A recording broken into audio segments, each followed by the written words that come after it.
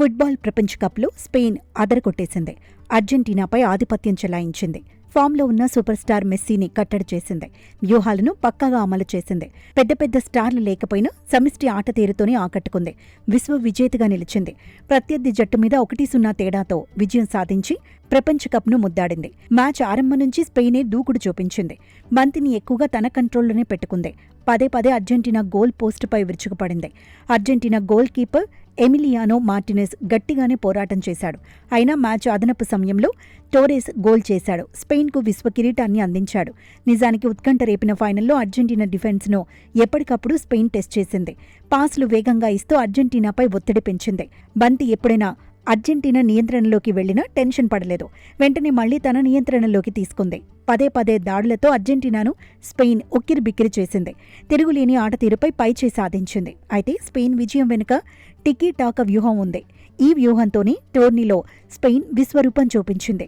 ప్రత్యర్థులు అలసిపోయేలా చేసి ఆ తర్వాత దూకుడు చూపించడమే టికీ టాకా వ్యూహం.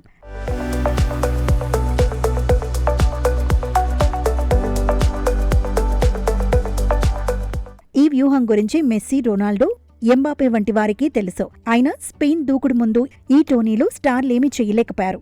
ఫైనల్లో మెస్సీ సేన కూడా హ్యాండ్సప్ అనేసింది. టికీటాకా వ్యూహంతోనే ఇప్పటి వరకు స్పెయిన్ పెద్ద పెద్ద టోర్నీల్లో సత్తా చాటింది.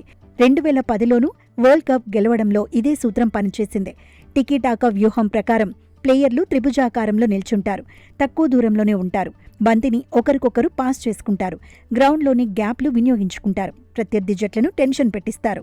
2008 నుంచి 2012 వరకు ఈ వ్యూహంతో స్పెయిన్ బాగానే సక్సెస్ అయింది. ఆ తర్వాత ప్రత్యర్థి జట్లు డిఫెన్స్ను బలోపేతం చేసుకున్నాయి. దీంతో పాస్లకే పరిమితమైన గోల్స్ చేయటంలో స్పెయిన్ విఫలమైన సందర్భాలున్నాయి. అయితే ఈసారి మాత్రం పాసులు చేయడమే కాదు, గోల్స్ చేయడంపైన దృష్టి పెట్టింది. గ్యాప్లను గుర్తించి దాడులు చేసి సక్సెస్ అయింది. వ్యూహానికి తగినట్లే ప్లేయర్లను తయారు చేసుకుంది స్పెయిన్. అందుకే వరల్డ్ కప్లో ఆడిన 8 మ్యాచ్ల్లో స్పెయిన్ 8 గోల్స్ చేసింది. ప్రత్యర్థులకు మాత్రం ఒకే ఒక్క గోల్ ఇచ్చింది. మొత్తంగా వరల్డ్ కప్లో ఆధిపత్యం చెలాయించింది.